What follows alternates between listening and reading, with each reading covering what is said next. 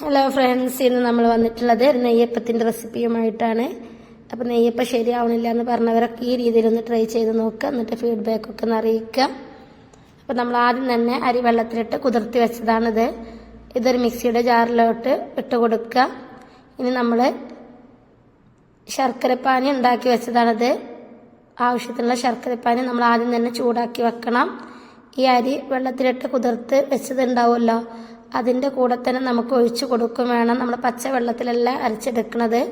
നമ്മൾ ശർക്കരപ്പാനി ഉരുക്കിയ ആ വെള്ളത്തിൽ തന്നെയാണ് നമ്മൾ ഈ അരി കുതിർത്ത് വെച്ച ഈ അരി അരച്ചെടുക്കുന്നത്. ഇനി നമുക്ക് ഇതിലോട്ട് ഏലക്കാപ്പൊടിയും കൂടി ജസ്റ്റ് ഒന്ന് ചേർത്ത് കൊടുത്തിട്ടുണ്ട്. ഇനി നിങ്ങൾക്ക് ജീരകം വേണമെങ്കിൽ അതൊക്കെ ചേർത്ത് കൊടുക്കുക, എള്ള് വേണ്ടവർക്ക് ചേർത്ത് കൊടുക്കുക. പക്ഷെ അതൊന്നും നമ്മൾ ചേർക്കുന്നില്ല.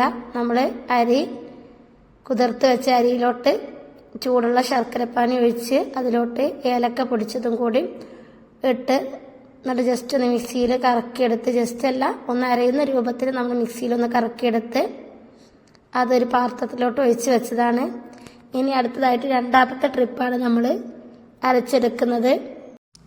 ഇനി രണ്ടാമത്തെ ട്രിപ്പ് അരക്കുമ്പോൾ നമ്മൾ ഇതേപോലെ തന്നെയാണ് ചെയ്യുന്നത്. ആവശ്യത്തിനുള്ള അരി ഇതിലോട്ട് ഇട്ട് കൊടുക്കുക. നമ്മൾ മിക്സിയുടെ കണക്ക് നമുക്കറിയാലോ, അതിനനുസരിച്ച് നമ്മൾ ഇട്ട് കൊടുക്കുക. എന്നിട്ട് അതിലോട്ട് നമ്മൾ ശർക്കരപ്പാനി ഒഴിച്ച് കൊടുത്തതിന് ശേഷം അരച്ചെടുത്തതാണ്. അത് നമ്മൾ ഈ മാവിലോട്ട് തന്നെ ഒഴിച്ച് കൊടുക്കുക. നമ്മൾ ആദ്യം അരച്ചെടുത്ത മാവിലോട്ട് തന്നെയാണ് ഈ ശർക്കരപ്പാനിയും നമ്മൾ ഒഴിച്ച് കൊടുക്കുന്നത്. അടുത്തതായിട്ട് നമുക്ക് ചെയ്യാനുള്ളത്, ഇനി ഇതൊന്ന് മാറ്റി വെക്കുക. അടുത്തതായിട്ട് ഈ മിക്സിയുടെ ജാറിൽ തന്നെ നമ്മൾ എന്ത് ചെയ്യുക, നമ്മൾ 2 ഗ്ലാസ് അരിയാണ് എടുത്തേക്കണത്.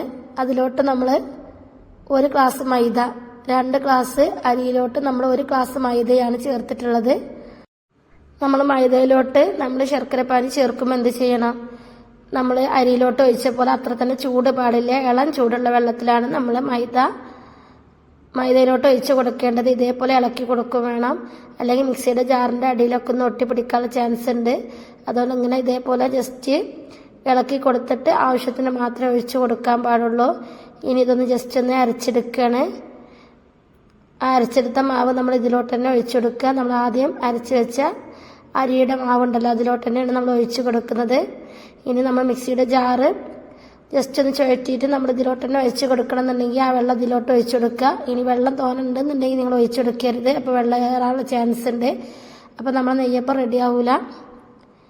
ഇനി നമ്മൾ എന്ത് ചെയ്യുക, ഇത് നന്നായിട്ട് ഇളക്കി കൊടുക്കുക. ഈ ഇളക്കി കൊടുക്കുന്നതിന് കൂടെ ഒരല്പം ഉപ്പ് നമ്മൾ ഇട്ട് കൊടുക്കണം. അത് നമ്മുടെ ശർക്കരയുടെ മധുരം ബാലൻസ് ചെയ്യാൻ വേണ്ടിയിട്ടാണ്.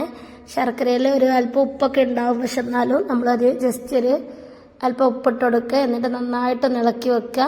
നമ്മൾ എത്രത്തോളം നമ്മുടെ മാവ് നല്ല ഇളക്കുന്നോ അത്രത്തോളം നമ്മുടെ മാവ് സോഫ്റ്റായിട്ട് വരും. ഇനി നമ്മൾ ഇതൊന്ന് അടച്ച് വെച്ചിട്ടൊന്ന് സൂക്ഷിക്കണം. അത് നമ്മൾ ഒരു വൈകുന്നേരം ഒരു 4 മണിക്ക് ചൂടാനുള്ളതാണെന്നുണ്ടെങ്കിൽ നമ്മളൊരു രാവിലെ ഒരു 7 മണിക്കോ അല്ലെങ്കിൽ ഒരു 8 മണിക്കോ ഒക്കെ നരച്ച് വെക്കുകയാണെങ്കിൽ നല്ല സോഫ്റ്റായിട്ട് കിട്ടും. ഇനി ഇതൊന്ന് നമുക്ക് അടച്ച് വെക്കുക. ഇപ്പം നമ്മളിത് അരച്ചെടുത്തിട്ട് ഒരു 6 മണിക്കൂർ കഴിഞ്ഞിട്ടുണ്ടാവും. ഇനി നമ്മുടെ എണ്ണ ചൂടാക്കാൻ വെക്കുക. അതിലോട്ട് നമ്മൾ നെയ്യപ്പത്തിൻ്റെ മാവ് ഇങ്ങനെ കോരി ഒഴിക്കുകയാണ് ചെയ്യുന്നത്. നെയ്യപ്പത്തിൻ്റെ മാവ് ഒഴിക്കുമ്പോൾ ഒരു കാര്യം ശ്രദ്ധിക്കണം, നമ്മൾ എണ്ണയുടെ കാര്യത്തിൽ എണ്ണ നമ്മൾ നല്ല ചൂട് കൊടുക്കണം, നമ്മൾ ഒഴിച്ച് കൊടുക്കരുത്. എണ്ണ ചൂടായതിന് ശേഷം നമ്മളൊന്ന് തീ കുറച്ച് വെക്കുക, എന്നിട്ട് ഒഴിച്ച് കൊടുക്കുക. അങ്ങനെ ആകുമ്പോഴാണ് നമ്മുടെ നെയ്യപ്പം നല്ല പെർഫെക്റ്റായിട്ട് കിട്ടുക. അല്ലാന്നുണ്ടെങ്കിൽ നെയ്യപ്പം ഒന്ന് ചുരുണ്ട് പോകാനുള്ള ചാൻസ് ഉണ്ട്, ഇത്ര പെർഫെക്റ്റായിട്ട് കിട്ടൂല. അപ്പോൾ അതൊന്ന് ശ്രദ്ധിക്കുക. നമ്മൾ ഇതൊന്ന് പൊങ്ങി വന്നതിന് ശേഷം നമ്മൾ തീ കൂട്ടിയാലും പ്രശ്നമില്ല, അപ്പോൾ നന്നായി കിട്ടും. പക്ഷെ നമ്മൾ ഒഴിച്ച് കൊടുക്കുന്ന സമയത്ത് ഓവർ തീയാവരുത്. തീരെ കുറവാകാനും പാടില്ല, എന്നാൽ നല്ല ഓവറായിട്ട് ഉണ്ടാവാനും പാടില്ല. നെയ്യപ്പത്തിന് പ്രത്യേകം ശ്രദ്ധിക്കണം. നമ്മൾ പഴംപൊരിയൊക്കെ പൊരിക്കുന്നുണ്ടെങ്കിൽ നമുക്ക് നല്ല എണ്ണയ്ക്ക് ചൂട് വേണം. പക്ഷെ നെയ്യപ്പത്തിന് അങ്ങനെയല്ല. നെയ്യപ്പത്തിന് നേരെ ഓപ്പോസിറ്റാണ്. ചെറിയ ചൂടിൽ അതിങ്ങനെ പൊങ്ങി വരണം. അല്ലാന്നുണ്ടെങ്കിൽ നെയ്യപ്പം കൂടി ചുരുണ്ടിട്ട് നല്ല തീരൊക്കെ ഒഴിച്ച് കൊടുത്താൽ, നല്ല എണ്ണ അങ്ങനെ തിളക്കണ സമയത്ത് നമ്മൾ ഒഴിച്ച് കൊടുത്തിട്ടുണ്ടെങ്കിൽ നെയ്യപ്പം കൂടി ചുരുണ്ട് പോകും. അപ്പോൾ നിങ്ങളൊന്ന് ശ്രദ്ധിച്ച് നോക്കുക. ചുട്ട് നോക്കുമ്പോൾ നിങ്ങൾക്ക് മനസ്സിലാവും. അപ്പോൾ അതിനനുസരിച്ച് നിങ്ങൾ ചെയ്ത് നോക്കുക. അങ്ങനെ നമുക്ക് ഓരോന്ന് ചുട്ടെടുക്കണം. ഇപ്പോൾ നമ്മളൊന്ന് ചുട്ടെടുത്തിട്ടുണ്ട്. ഇനി രണ്ടാമത്തെ ഒഴിച്ച് കൊടുക്കുകയാണ്. ഇപ്പോൾ കണ്ടാൽ നമ്മൾ തീ ഗ്യാസുമ്മലാകുമ്പോൾ നമുക്ക് സുഖമാണ്. ഇങ്ങനെ സിമ്മിലാക്കി കൊടുക്കുക. അതേപോലെ നമുക്ക് ആവശ്യമുണ്ടെങ്കിൽ ഒന്ന് കൂട്ടി കൊടുക്കുകയൊക്കെ ചെയ്യാം. ഇപ്പോൾ നമ്മൾ ഇതേപോലെ ഇങ്ങനെ പൊങ്ങി വരണ കണ്ട, അതേപോലെ നമ്മൾ ഈ ചുട്ട നെയ്യപ്പത്തന്നെ ഒന്ന് ശ്രദ്ധിച്ചാൽ നിങ്ങൾക്ക് മനസ്സിലാവും, ഇതിൻ്റെ ചുറ്റുഭാഗം നല്ല ആരെടുത്ത് വന്നിട്ടുണ്ട്. ഒരിക്കലും തീ കുറവായി പോകരുത്. നമ്മളിങ്ങനെ പൊങ്ങി വരുന്ന സമയത്ത് ഒന്ന് തീ കുറച്ച് കൊടുക്കുക, പിന്നെ തീ കൂട്ടി കൊടുക്കണം. നെയ്യപ്പത്തിന് എപ്പോഴും ഒരേ സമയം നമ്മൾ കത്തിക്കൊണ്ടിരിക്കാൻ പാടില്ല. നമ്മൾ കുറക്കുക, അതേപോലെ തന്നെ കൂട്ടി കൊടുക്കുക. ഈ രീതി ട്രൈ ചെയ്യുക. അപ്പോൾ നിങ്ങൾക്ക് വീഡിയോ ഇഷ്ടപ്പെട്ടെന്ന് വിചാരിക്കുന്നു. Thank you for watching.